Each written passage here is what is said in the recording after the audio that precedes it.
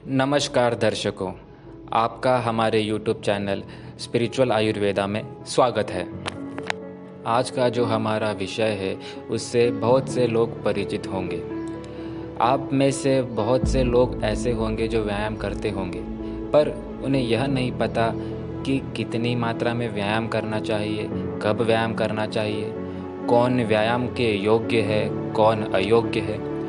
इन बातों का ध्यान न रखकर जो भी व्यक्ति व्यायाम करता है उन्हें आगे चलकर व्यायाम के हानिकारक परिणाम भुगतने पड़ते हैं। किसी भी वस्तु का हम पूर्णतः लाभ तभी उठा सकते हैं जब हमें उस वस्तु के बारे में पूरा ज्ञान हो।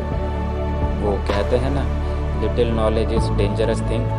ठीक वैसे ही यदि आपको व्यायाम का पूरा लाभ लेना है तो आपको व्यायाम के बारे में वह सारी जानकारी होनी चाहिए।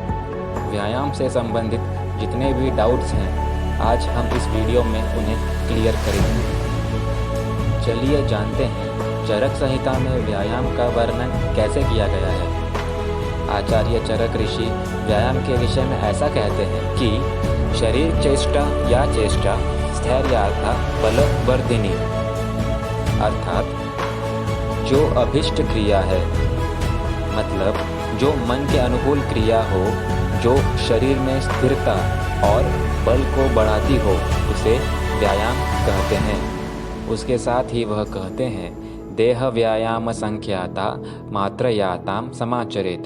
चरक सूत्र स्थान 7वां अध्याय 31वां श्लोक।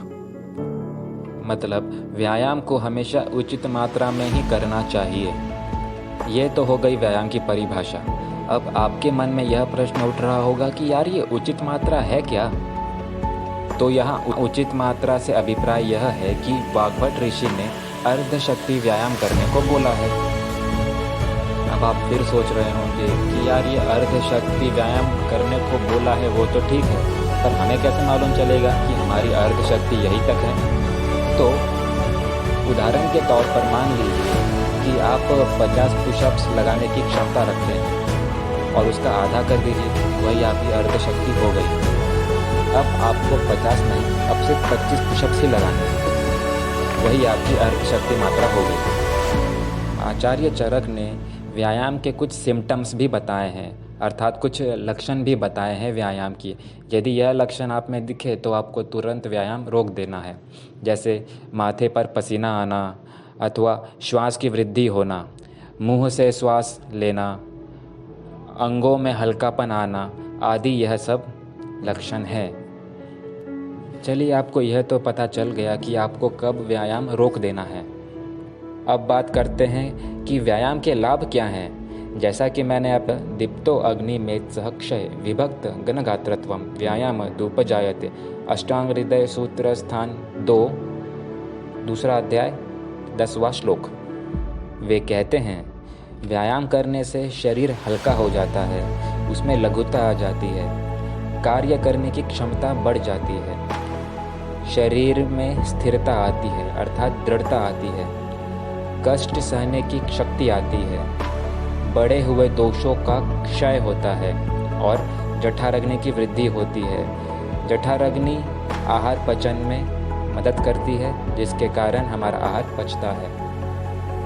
तो ये था व्यायाम का लाभ। अब जान लेते हैं अति व्यायाम करने से हानि। जी हाँ दोस्तों, अति व्यायाम करने से हानि होती है। आचार्य चरक कहते हैं, अधिक व्यायाम करने से थकावट, रस आदि धातुओं का क्षय होता है। सोच रहे होंगे कि ये धातु क्या होता है? हमारा शरीर सप्त धातुओं से बना होता है। हम जो आहार खाते हैं, जठराग्नि की उस पर प्रक्रिया होकर सर्वप्रथम हमारे आहार का रस बनता है, रस से रक्त बनता है, रक्त से मांस बनता है, मांस से मेद बनता है, मेद से अस्थि, फिर मज्जा और शुक्र बनता है, और शुक्र का ही सार भाग ओज कहलाता है, जो कि हमारे जीवंत रहने के लिए ज़रूरी है। तो इन धातुओं का क्षय हो जाता है, प्यास अधिक लगती है, रक्त पित्त जैसे रोग, अर्थात हमारे शरीर में पित्त की मात्रा अधिक, अथवा यूँ कहें कि पित्त दोष प्रकोपित होने से ऊर्ध्व जत्रु से जो रक्त निकलता है, उसी व्याधि को रक्त पित्त कहते हैं। ज्वर हो सकता है जिसे फीवर कहते हैं, और वमन हो सकता है अर्थात उल्टी हो सकती है। उल्टी आचार्य चरक ने व्यायाम के साथ साथ कुछ अन्य कर्म भी बताए हैं जिन्हें अधिमात्रा में करने का निषेध बताया है। वे हैं व्यायाम, ज़्यादा हंसी मजाक करने को नहीं कहा, भाषण जिसे स्पीच कहते हैं, स्त्री प्रसंग अर्थात अधिक मैथुन करने का निषेध बताया है, और रात्रि जागरण। इन शक्ति अधिक मात्रा में इन सभी का सेवन करता है वह हाथी को खींचने वाले सिंह की तरह मारा जाता है। व्यायाम की परिभाषा देख ली, व्यायाम के लक्षण देख लिए, व्यायाम से क्या लाभ होता है, अति व्यायाम करने से क्या हानि होती है। अब मेन मुद्दा यह है कि कौन योग्य है व्यायाम के और कौन अयोग्य है। ये देखते हैं कि कौन अयोग्य पुरुष बताए हैं व्यायाम करने के। व्यक्ति अधिक मैथुन करता है, अधिक अपना शुक्र क्षय करता है, वैसा व्यक्ति व्यायाम करने के योग्य नहीं बताया है। जो अधिक भार ढोते हैं अर्थात जो कष्ट के कार्य अधिक करते हैं उन्हें भी व्यायाम वर्जित बताया है। जो लक हो, जो बूढ़े हो, उन्हें व्यायाम करना वर्जित बताया गया है।